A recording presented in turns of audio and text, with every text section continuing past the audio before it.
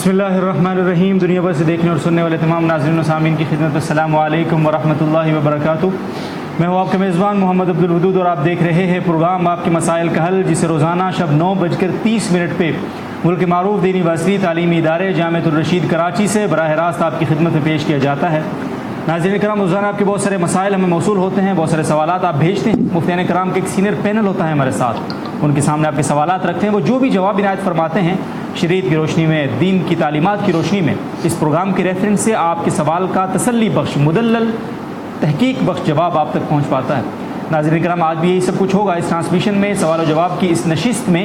اگر آج بھی آپ اپنے سوالات ہمارے ساتھ شیئر کرنا چاہتے ہیں یا آپ سمجھتے ہیں کہ آپ کے دل و دماغ میں شرعی حوالے سے کوئی تشنگی، کوئی سوال یا پھر کوئی اشکال برقرار ہے، وہ سب دور کر سکتے ہیں اور دور کرنا بھی چاہیے، کیونکہ حضور صلی اللہ علیہ وسلم کے ارشاد کا مفہوم ہے کہ انما شفاء العی سؤال، ہر بیماری کا کوئی نہ کوئی علاج ہے، اس سے شفا پانے کا کوئی نہ کوئی ذریعہ ہے۔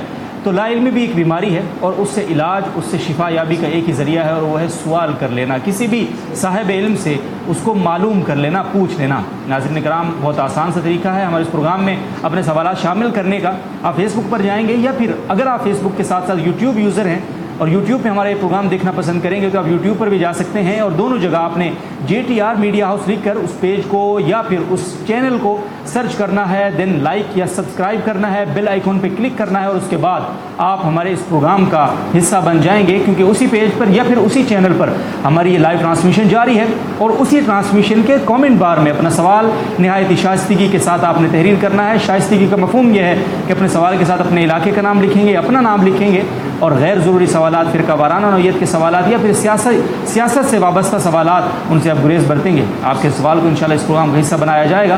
آج کے جو پینلسٹ ہیں ہمارے ساتھ، ان کا تعارف آپ کی خدمت میں باقاعدہ آغاز کریں گے۔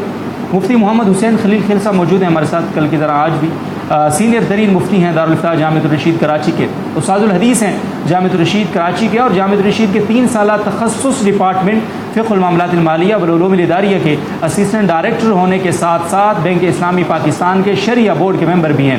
آج کے دوسرے معزز مہمان مفتی احمد خان صاحب افکورس کل بھی موجود تھے، معاون مفتی دارالفتاح جامعۃ الرشید کراچی، سینئر فیکلٹی ممبر ہیں جامعۃ الرشید کے، اور ساتھ ہی ساتھ نیشنل بینک آف پاکستان کے شرعیہ ڈپارٹمنٹ کے رکن ہیں۔ آج کے تیسرے اور آخری معزز مہمان کل کی طرح جڑیں گے ہمارے ساتھ کچھ دیر میں مفتی طارق مسعود صاحب۔ مزید میں ان کا تعارف اسی وقت کرواؤں گا جب وہ ہمارے ساتھ تشریف لائیں گے۔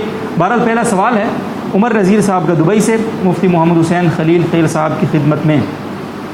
مسا یہ پوچھتے ہیں، بینک 0% انٹرسٹ پر لون دے رہا ہے لیکن وہ 2% پروسیسنگ فیس لے رہا ہے، کیا اس صورت میں یہ لون لینا ہمارے لیے جائز ہوگا؟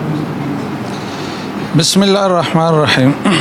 تو جیسے انہوں نے لکھا ہے، اگر صورت واقعہ ان حقیقت اور ریئلٹی بھی یہی ہے کہ سود پر تو کوئی چیز نہیں لی جا رہی اور سود کے نام سے کوئی رقم بھی نہیں ہے، اور حقیقت بھی یہ ہے کہ سود کے مد میں کچھ وصول نہیں کیا جا رہا، اور جو 2% ہے واقعی پروسیسنگ فیس ہے اور سروس چارجز ہے، اور ایسا نہیں ہے کہ پروسیسنگ فی کے نام سے سود وصول کیا جا رہا ہے، اور حقیقت یہی ہے جو انہوں نے لکھی ہے، تو اس کی اجازت ہے، کیونکہ اصول یہ ہے کہ قرض دینے والا اگر کوئی ایسے اخراجات کرے جو قرض لینے والے ہی کی وجہ سے اس کو اخراجات برداشت کرنے پڑے، تو پھر اس کو حق ہے کہ قرض لینے والے سے وہ اخراجات بھی وصول کرے۔ مثلا اگر کوئی مجھے کہے کہ آپ مجھے جو ہے نا 1000 روپے قرض دے دیں، لیکن آپ سراب گوٹ آ کر مجھے دے دیں، ٹھیک ہے، تو سراب گوٹ تک کا جو کرایہ ہوگا یہ میں اصولی لحاظ سے اس سے لے سکتا ہوں، اس لیے کہ میں اسی کے کام سے گیا ہوں۔ تو بینک نے جو پروسیسنگ کی ہے وہ بھی اس شخص کے فائدے کے لیے کی ہے، اور لون پہ تو کوئی بینک کو فائدہ مل ہی نہیں رہا، لہٰذا اگر وہ پروسیسنگ فی، حقیقی پروسیسنگ فی لے تو اس کی گنجائش ہے۔ ٹھیک ہے جی، بہت بہت شکریہ۔ محمد صالح صاحب گھوٹکی سے پوچھتے ہیں، اگلا سوال، ایک شخص نے زمین کا سودا کیا، اگر خریدار نے وقت پر رقم ادا نہیں کی تو کیا فروخت کرنے والا خریدار کی رضامندی سے مقرر کردہ قیمت سے زیادہ وصول کر سکتا ہے؟ مثلا خریدار کہتا ہے اگر فلاں تاریخ کو آپ نے رقم نہیں ادا کی تو اتنی رقم اضافی دوں گا، کیا فروخت کرنے والے کے لیے رقم لینا جائز ہے؟ بس یہاں بھی ریئلٹی کی بات ہے کہ اگر حقیقت یہ ہو کہ جو خریدار ہے اس نے اپنی مرضی سے اضافی رقم دی ہے، اور جو بیچنے والا ہے اس کی طرف سے کوئی مطالبہ بھی نہیں ہے، اور خریدنے والے پر کسی قسم کا جبر نہیں ہے، محض ایک فری ول اور آزادانہ مرضی سے وہ یہ ادا کرتا ہے جی تو ایک عام تبرع ہے جو ایک انسان دوسرے کے ساتھ کرتا ہے تو اس میں حرج نہیں ہے. صحیح. لیکن جیسے انہوں نے لکھا ہے کہ خریدار اس سے کہتا ہے کہ اگر فلاں تاریخ کو رقم ادا نہیں کی تو اتنے رقم اضافی دوں گا، تو گویا کہ خریدار یہ شرط تو اپنی مرضی سے یہ بات تو کر رہا ہے، لیکن جب وہ موقع آئے گا تو خریدار اپنے آپ کو پابند سمجھتا ہے اتنی ادائیگی کا. تو اگر اس حد تک بھی پابندی وہ سمجھتا ہے اور اس کے پریشر میں اور دباؤ میں وہ ادائیگی کرتا ہے تو وہ بھی سود کے حکم میں ہوگا، وہ بھی جائز نہیں ہے.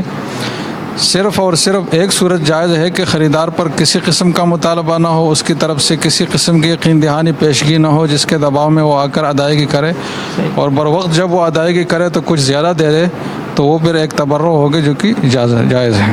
بہت بہت شکریہ صاحب. منور محمد صاحب سعودی عرب سے پوچھتے ہیں، یہاں اقامہ کے بغیر کام پر داخل نہیں کرتے، مجبوری کے طور پر جیلی اقامہ بنا کر کام پہ داخل ہو سکتے ہیں جبکہ وہ اس کام کا اہل بھی ہو؟ صاحب بس کام کا اہل ہو تب بھی جعلی اقامہ بنا کر کام میں شمولیت یا جائز نہیں ہے جی کیونکہ یہ شریعت کا اصول ہے کہ کسی ملک کے جو جائز قوانین ہے اس کی پابندی شرعاً بھی لازم ہوتی ہیں، اور قانون کی خلاف ورزی سے جیسے کہ اس قانون کے اس میں جرم وہ تصور ہوتا ہے تو شریعت کی روشنی میں بھی وہ جرم ہی قرار پاتا ہے، تو ایسا کرنا جائز نہیں ہے. البتہ اگر کوئی کر چکا ہے اور واقعی اس میں اس کام کی اہلیت تھی اور اس نے کوئی اجرت معاوضہ اس کام کا وصول کیا ہے تو وہ معاوضہ حرام نہیں ہوگا اگرچہ اس کا یہ کام ناجائز ہوگا. ٹھیک. بہت بہت شکریہ صاحب، جزاکم اللہ. اور ساجد صاحب راول پنڈی سے اگلا سوال ہے، وہ پوچھتے ہیں اگر کسی شخص کو رستے میں کوئی قیمتی چیز پڑی ہوئی نظر آئے اور وہ اس وجہ سے نہ اٹھائے کہ اگر اٹھا لی تو اصلی مالک تک پہنچانی پڑے گی اور ہو سکتا ہے وہ پہنچانے کا حق ادا نہ کر سکے، تو کیا ایسا کرنا درست ہے اس کا؟ بس اگر اس کو یہ واقعی خدشہ ہو کہ اگر میں یہ چیز اٹھاؤں گا تو اس کا حق میں ادا نہیں کر سکوں گا اور مجھ سے اس میں خیانت ہو جائے گی جی تو پھر تو اس کے لیے جائز ہے کہ چھوڑ لیں. لیکن اگر اس کا اپنے بارے میں اتنی بے اطمینانی نہ ہو، البتہ صرف یہ ہے کہ ذمہ داری سے بچنے کے لیے اس چیز کو چھوڑ لیتا ہے، تو فقہائے حناف نے یہ بات لکھی ہے کہ اگر کسی شخص کو یہ خدشہ ہے کہ یہ جو چیز گری پڑی ہے یہ اگر میں نہیں اٹھاؤں گا تو کوئی یہ ضائع ہو جائے گا جی تو پھر اس پر لازم ہے کہ وہ چیز اٹھائے، کیونکہ مال کا احترام جیسے کہ اپنا مال کا احترام اور حفاظت ہے تو دوسرے کے مال کا بھی اسی طرح حفاظت شرعی ذمہ داری ہے. تو اگر اس کو یہ خدشہ ہے کہ دوسرا اٹھائے گا اور اس کو اپنے استعمال میں لائے گا اور چیز ضائع ہوگی اور اپنے بارے میں اس کو خیانت کا قوی گمان نہیں ہے، خدشہ نہیں ہے، تو پھر اس پر لازم ہے کہ وہ چیز اٹھائے اور اتنی ذمہ داری اپنے اوپر لے کہ اس چیز کے مالک کو تلاش کر کے اس تک یہ چیز پہنچا لے. بہت بہت شکریہ، جزاکم اللہ. مصطفیٰ کراچی سے شعیب ثاقب صاحب کا اگلا سوال ہے، میری عمر تقریباً 16 سال ہے، داڑھی کے بہت چھوٹے بال ہیں، والدین کا کہنا ہے کہ اس کو کاٹ لو، جب زیادہ بال آ جائیں گے تو رکھ لینا، تو مان لو ان کا کہنا ہے؟ نہیں جی، داڑھی کی جگہ پر جو بال آئے تو وہ داڑھی ہی ہے، خواہ وہ چھوٹے بال ہو یا بڑے ہو تو اس کو کاٹنا داڑھی ہی کے حکم میں ہے، کاٹنے کے حکم میں ہے، اور داڑھی کا کاٹنا تو حرام ہے. اور یہ قاعدہ ہے کہ لا طاعۃ لمخلوق فی معصیۃ الخالق، کہ اللہ کی نافرمانی میں کسی بھی انسان کی بات نہیں مانی جائے گی اگرچہ والدین ہی کیوں نہ ہوں. لہٰذا اس لڑکے کے لیے جائز نہیں ہے کہ وہ چھوٹے بال ہٹا دے والدین کے کہنے پر. ٹھیک ہے، بہت بہت شکریہ مصطفیٰ. لیکن اس حوالے سے یہ بھی کہا جاتا ہے بال بہت بکھرے بکھرے ہوتے ہیں، ایک ادھر، تو لوگ اس وجہ سے بھی کرتے ہیں کہ تاکہ ایک دفعہ بلیڈ لگا لیا جائے تو گھنے آئیں گے، تو اس کی بھی کوئی گنجائش نہیں جی، گھنے اگر آنے ہیں تو اپنے وقت پر آئیں گے، لیکن ابھی جو آئے ہیں تو داڑھی ہی ہے تو اس کو ہٹانا جائز نہیں ہے. ٹھیک ہے، بہت بہت شکریہ مصطفیٰ. مومنہ اعجاز صاحبہ پوچھتی ہیں، والد صاحب نے ایک زمین قسطوں پر خریدی پھر ان کی وفات ہو گئی، وہاں سے آگے بیٹوں نے قسطیں ادا کی، بیٹی نے نہیں دی. پھر والد کے فوت ہونے کے کافی سالوں کے بعد بھائیوں نے بہن کو حصہ دیا، لیکن حصہ اس حساب سے دیا جتنی قسط والد صاحب نے دی تھی، جبکہ زمین کی قیمت وقت کے ساتھ بڑھ گئی تھی. اس طرح سے حصہ دینے سے کوئی زیادتی تو نہیں ہوئی؟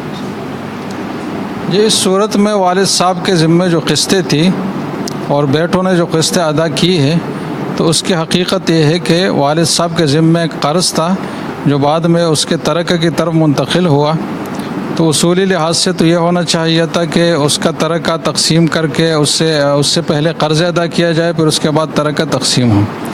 لیکن اگر بیٹوں نے اپنی طرف سے قرضہ دیا ہے تو وہ ترکہ پر ان کا قرضہ ہے. باقی اس کا یہ مطلب نہیں ہے کہ وہ زمین کے مالک بن گئے قسطیں ادا کرنے کی وجہ سے.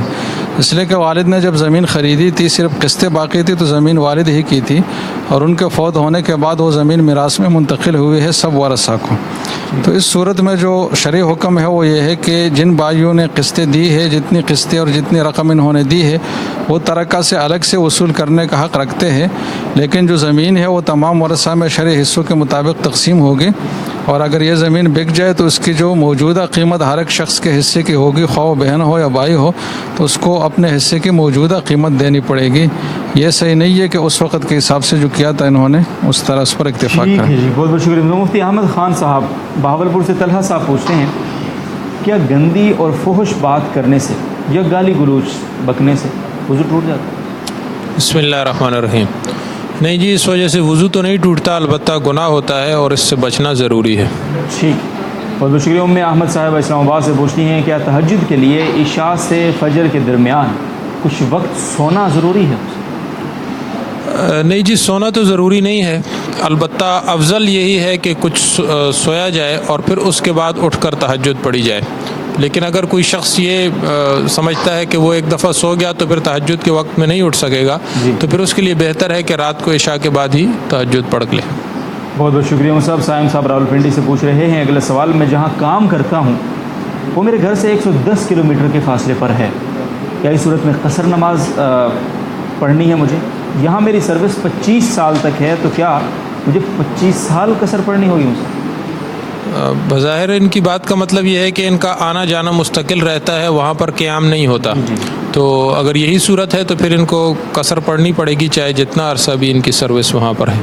ٹھیک، بہت بہت شکریہ۔ ذیشان صاحب جدہ سے اگلا سوال پوچھ رہے ہیں، میں ہر مہینے اپنی والدہ محترمہ کو کچھ رقم بھیجتا ہوں جو ان تک 3 سے 4 دن میں پہنچتی ہیں، اگر اس درمیانی وقت میں میری زکوٰۃ کی تاریخ آ جائے تو کیا میں اس رقم کی زکوٰۃ دوں گا؟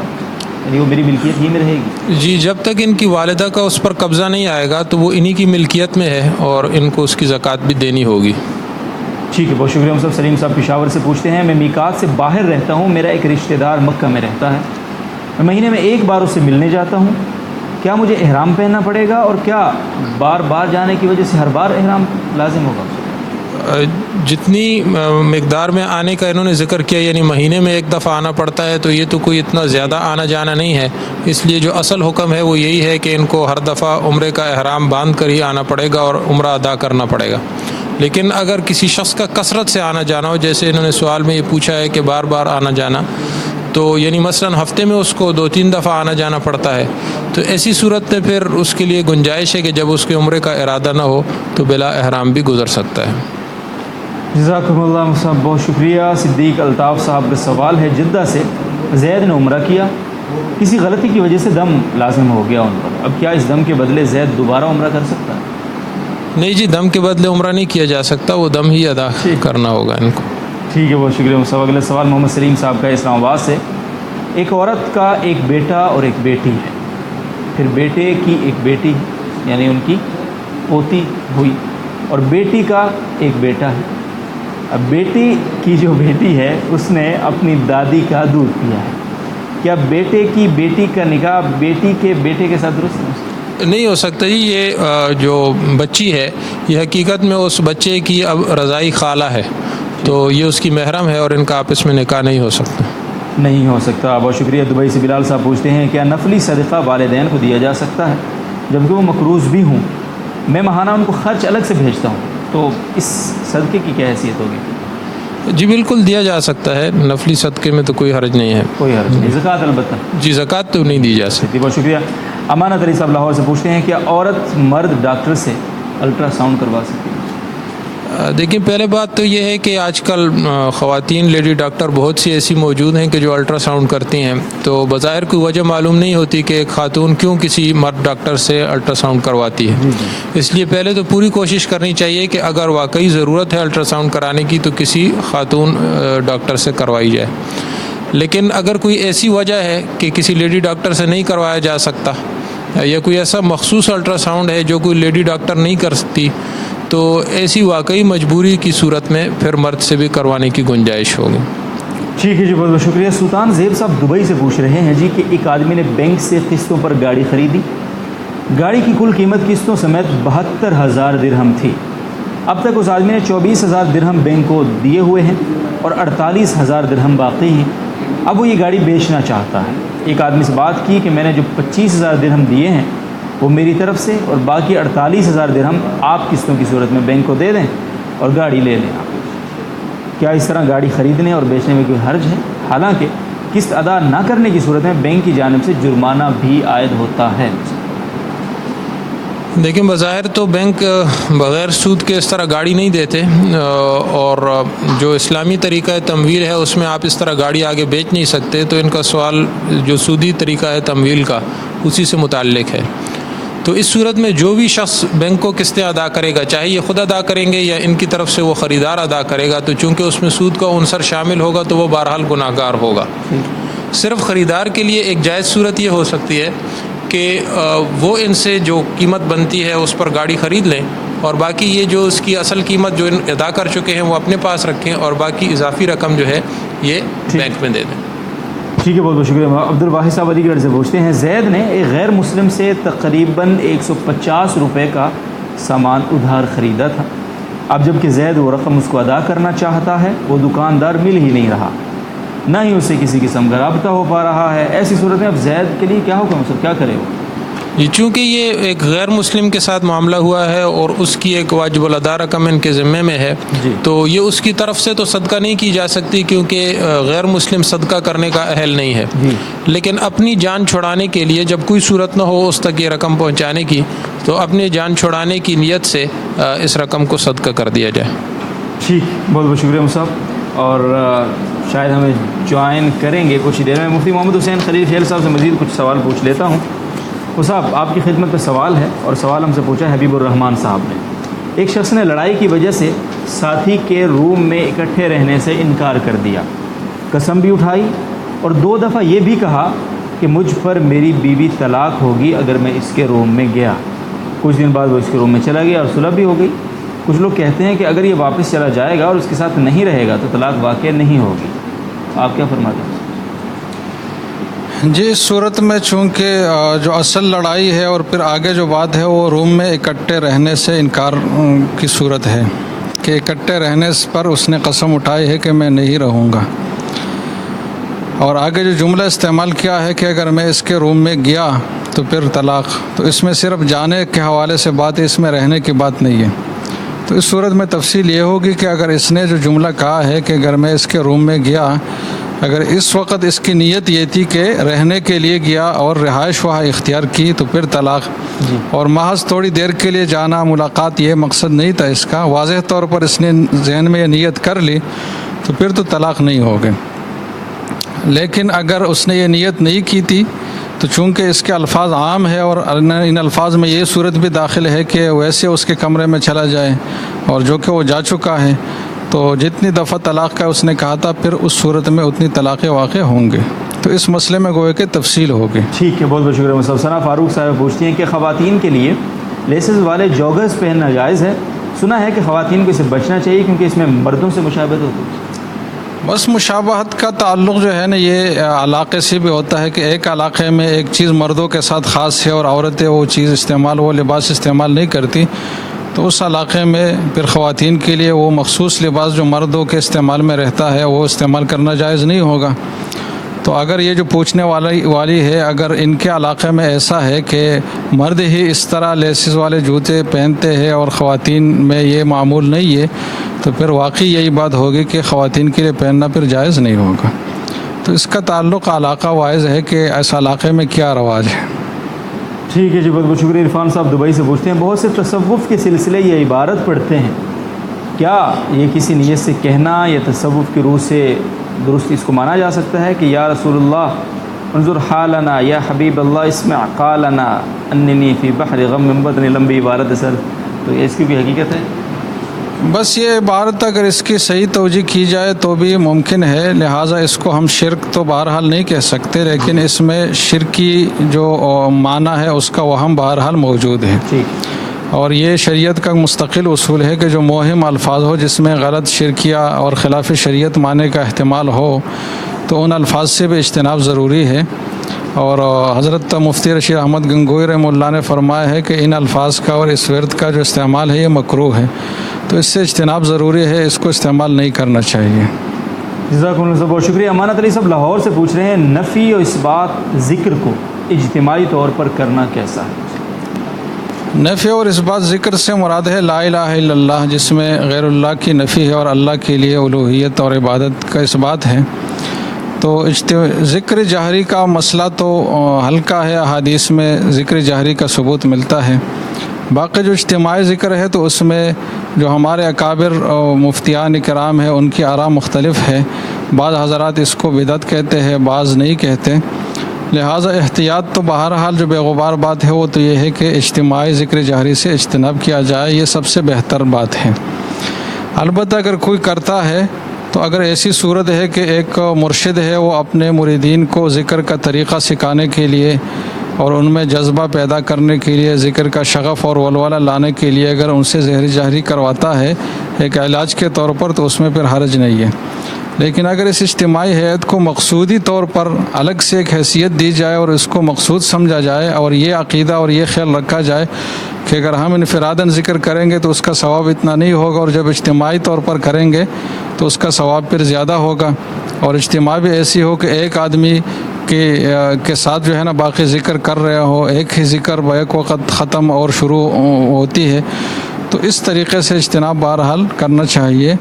اگر کوئی کرتا ہے تو بھی چونکہ اس میں دلائل کی روح سے کافی اختلاف کی گنجائش ہے تو اس پر سختی اور نکیر تو نہیں کرنی چاہیے، لیکن خود اگر نہ کیا جائے تو یہ بہت زیادہ بہتر ہے۔ ٹھیک ہے، بہت بہت شکریہ صاحب۔ احمد صاحب فرانس سے پوچھتے ہیں، ایک ویڈیو میں دیکھا کہ کچھ لوگ چرچ میں باجماعت نماز پڑھ رہے ہیں، کیا چرچ کے اندر نماز ادا کی جا سکتی ہے جبکہ وہاں الگ جگہ ہو اور سامنے کوئی بت اور سلیب بھی نہ ہو؟ اگر سلیب ہو تو اس کا کیا حکم ہوگا؟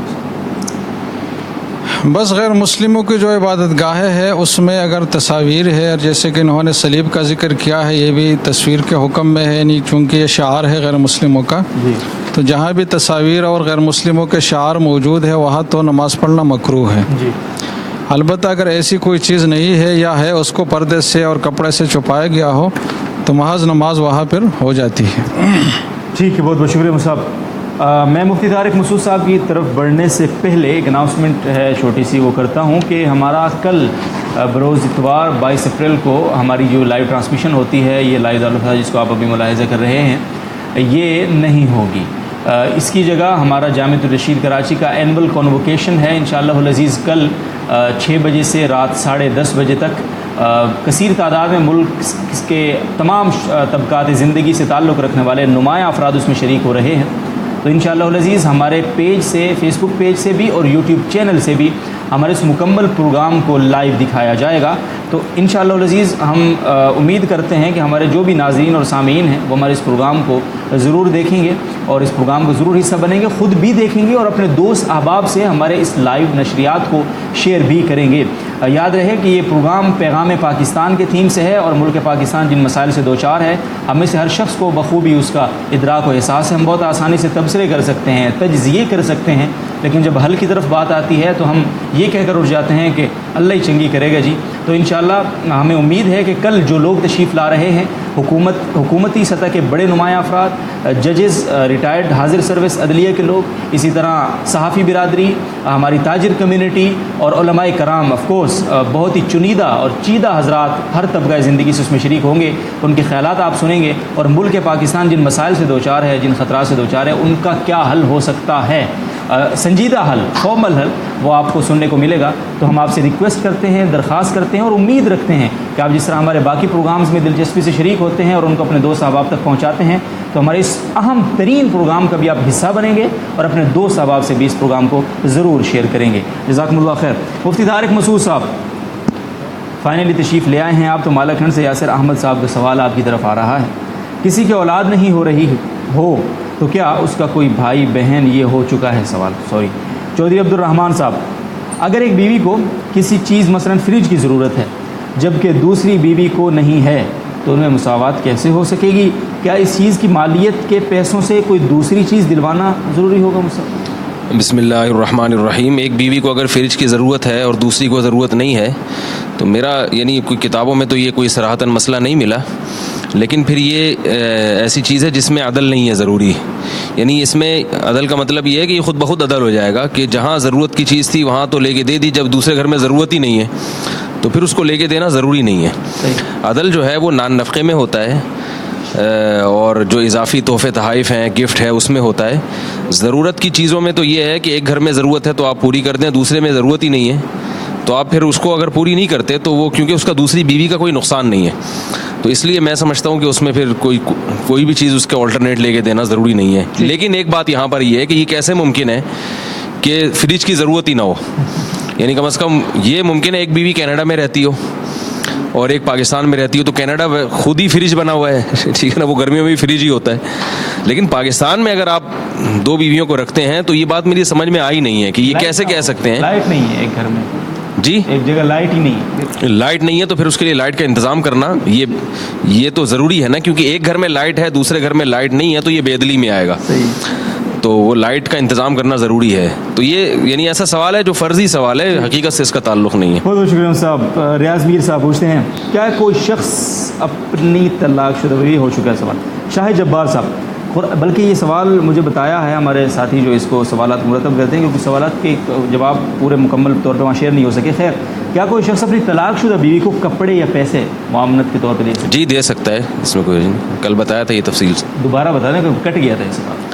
طلاق یافتہ بیوی کے ساتھ احسان کرنا یہ شریعت کا حکم ہے, البتہ اس میں یہ ضرور ہے کہ طلاق چونکہ ہو چکی ہے, رشتہ ختم ہو چکا ہے, تو ایسا نہ ہو کہ اس احسان کے سے کوئی تعلقات پیدا کرنا چاہتا ہو یا کوئی گناہ کی طرف ان کے قدم جائیں, تو پھر ایسی صورت میں منع کیا جائے گا.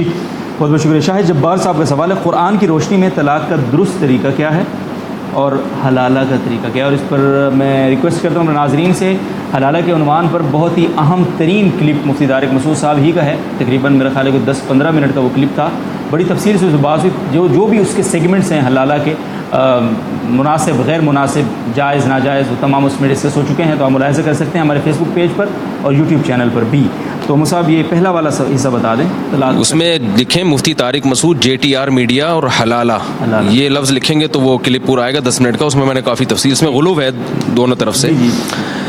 باقی یہ کہ طلاق کا جائز درست طریقہ کیا ہے؟ طلاق کا درست طریقہ یہ ہے کہ جب بیوی مینسز سے پاک ہوتی ہے, بلکہ اس سے بھی پہلے یہ کہ قرآن نے کہا ہے جب آپس میں اختلاف ہو تو اس کے 3 پروسیس بیان کیے ہیں, ان تینوں پروسیس سے گزرو, پھر بھی یہ مسئلہ حل نہیں ہوتا تو دونوں خاندان بیٹھ کے مسئلے کو حل کرنے کی کوشش کریں, پھر بھی حل نہیں ہوتا تو پھر طلاق کا جو جائز طریقہ ہے وہ یہ ہے کہ جب بیوی مینسز سے پاک ہو تو اس سے ہم بستری نہ کی جائے, اور ہم بستری سے پہلے اس کو 1 طلاق دی جائے, اور پھر 3 مہینے کے لیے اس کو ایسے ہی چھوڑ دیا جائے, اس کا خرچہ اٹھایا جائے لیکن اس کی ہم بستری نہ کی جائے 3 مہینے تک. 3 مہینے سے مراد ہے 3 دفعہ جب مینسز آ کے ختم ہوں گے تو نکاح تیسرے مینسز کے بعد خود بخود ختم ہو جائے گا, 1 طلاق ہوگی اور نکاح ختم ہو جائے گا. اس کے بعد یہ چاہیں دوبارہ نکاح کر سکتے ہیں, اور چاہے تو بیوی کہیں اور نکاح کر لے, یعنی کوئی زبردستی نہیں ہے اس کے اوپر, وہ عورت چاہے تو اس سے نکاح کر لے, چاہے تو کہیں اور نکاح کر لے, یہ اجازت. اور اس سے کم درجے کا طریقہ کیا ہے, یعنی وہ بھی جائز ہے مگر بہتر نہیں ہے, وہ یہ ہے کہ جب بیوی ہم بستری سے پاک ہو, حیض سے پاک ہو, تو ہم بستری سے پہلے اس کو 1 طلاق دی جائے اور پھر ہم بستری نہ کی جائے. جب دوسری دفعہ مینسز آئیں, دوسری دفعہ مینسز آنے کے بعد جب اس کو وہ پاک ہو تو پھر دوسری دی جائے, پھر تیسرے مینسز آنے کے بعد, یعنی دوسری دفعہ مینسز آنے کے بعد پھر اگلے مینسز کے بعد پھر تیسری طلاق دے, یعنی اس دوران اس کو ہم بستری کرنے کی اجازت نہیں ہے.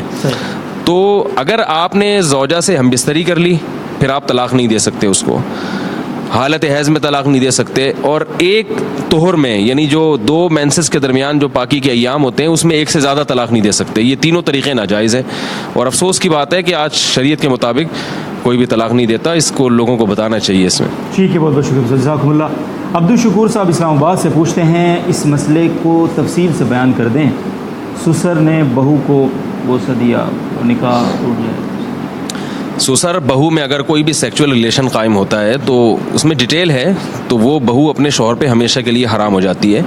لیکن اگر سسر نے بوسہ لیا ہے چہرے پہ تو پھر یہ اس کی علامت ہے کہ یہ شہوت ہی سے لیا ہے. یعنی اس میں سسر اگر یہ کہتے ہیں کہ میری نیت غلط نیت نہیں تھی تو سسر کے اس دعوے کا اعتبار نہیں کیا جائے گا, تو بہو اپنے شوہر پہ ہمیشہ کے لیے حرام ہو جائے گی. لیکن اگر کسی کے ساتھ ایسا ہوا ہے تو وہ خود سے فیصلہ نہ کرے, پوری ڈیٹیل باقاعدہ ریٹن میں لکھے اور کسی قریبی دارالافتاء سے یا کسی معتبر مفتی سے باقاعدہ ریٹن میں فتویٰ لے.